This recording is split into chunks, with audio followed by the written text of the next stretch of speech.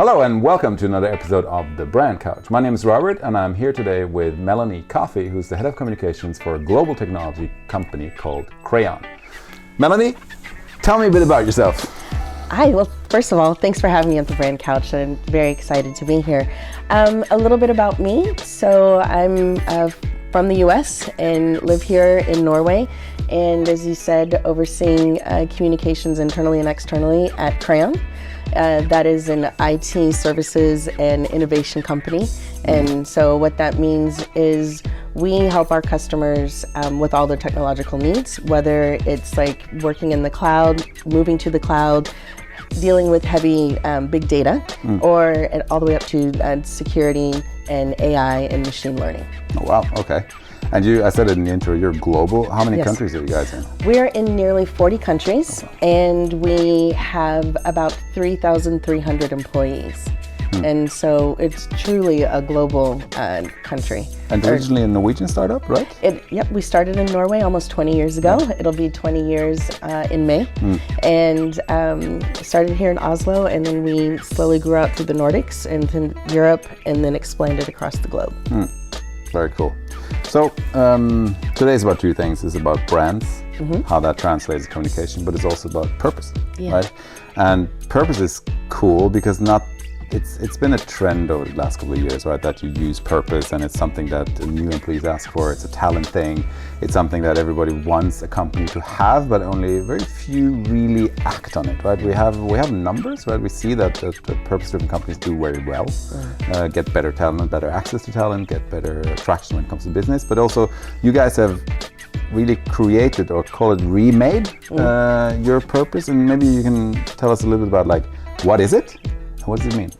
Yes, all good questions. So we call it a vision statement, but I know that it's technically a purpose. Yeah. And so it's we believe in the power of technology to drive the greater good.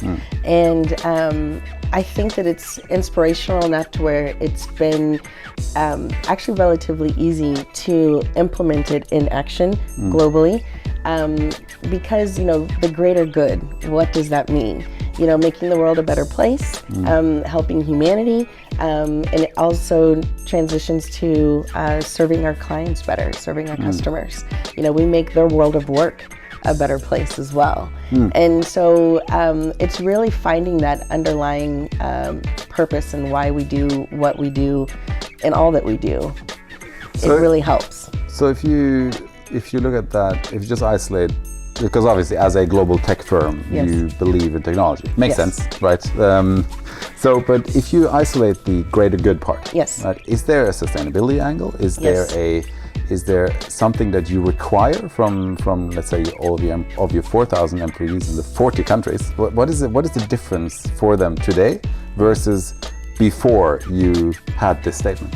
Yes, that's also a good question. It is anchored in our ESG strategy, and we found that because of the kind of company that we are, we noticed intrinsically that people give a lot back to the communities, their local communities, and whether it's in the form of food drives with the pandemic, helping out with COVID-19 relief efforts, whether it's going into schools, underserved schools, and providing IT equipment. All of these things that, they're great stories. And so I've come across this from a communications perspective and sharing our story. It was just something that we started to highlight around the company. I would hear about these stories, and then it's inspiring in that you hear, okay, well, in the UK, what happened is we had a new office, and so we took all the IT equipment and gave it to the school where all of its students are physically and mentally disabled. And so, you know what? That's what the UK did. What can we in the US do? And so we highlight these success stories. And our CEO, Melissa Mulholland, talks a lot about the power of technology to drive the greater good. And the greater good, she's seen firsthand through her personal story how much technology has, impacted her life.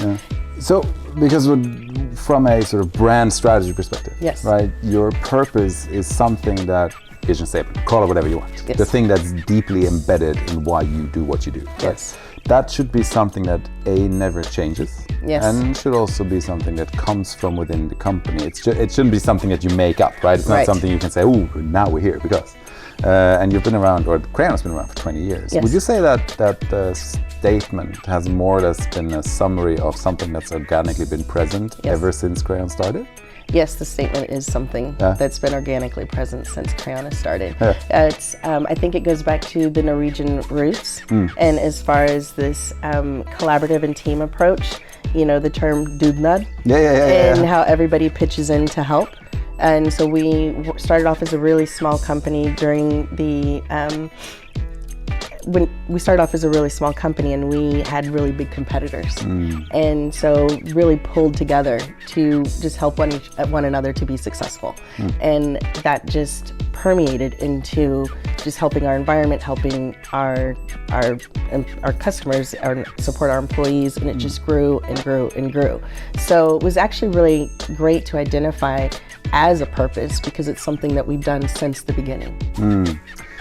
So let's go back to the organic sort of part of it, right?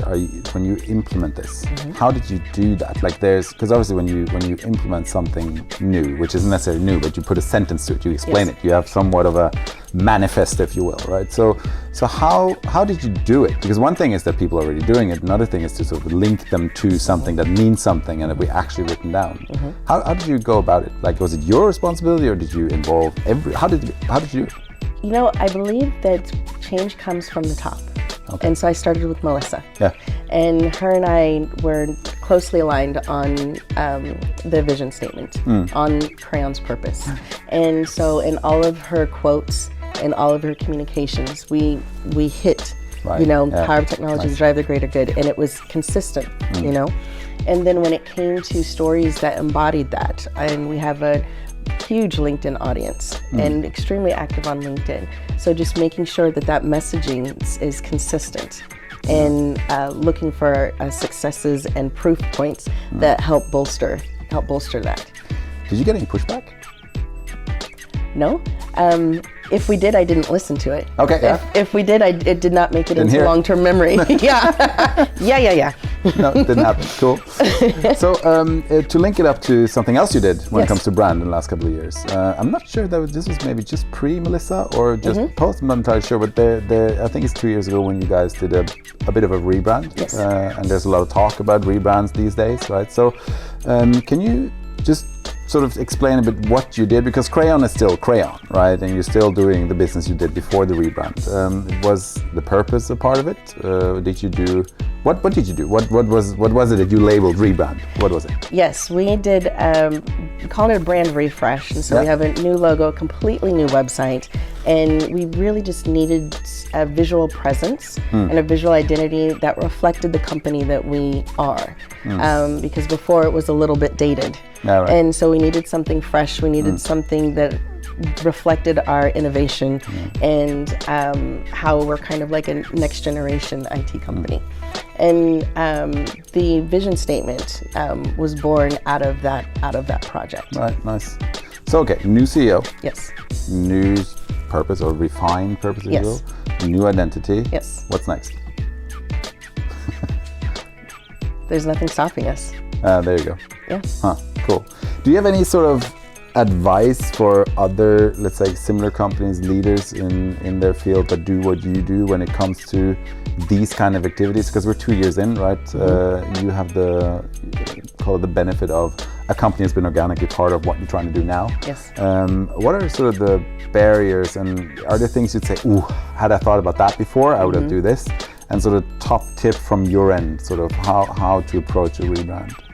I think the best thing, refresh, if you will. I think the best thing to approach a rebrand, refresh, is making sure the foundation is solid.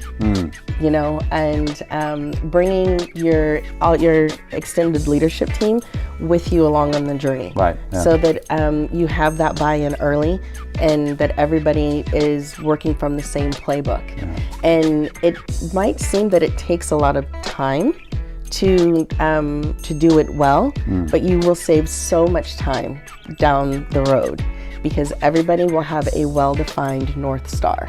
and we all agreed to it. You have buy-in, you have ownership, collective ownership, and so it just makes it a lot easier to hit the ground running. Yeah, and I think what you just said is really addressing the core point of having a successful rebrand, right? Because obviously it ties into what you said in the very beginning. It starts at the top. Yes. And you need to sort of get people onboarded from the very beginning. Keep them onboarded, because it's not a marketing activity, right? It's an organizational activity. Right? Yes. Melanie, we have all of this time, but it's confined to 10 minutes. Yes. And I think our time is up. And I also think this is a great, quick conversation about brands, purpose, new directions, and a Norwegian tech success, which is one of those global players that we need to know more about. So, thank you so much, guys. If you want to check out Crayon, you can do that at crayon.com. You can find Melanie Coffee on LinkedIn. Check out what she has to say. And with that, thank you very much.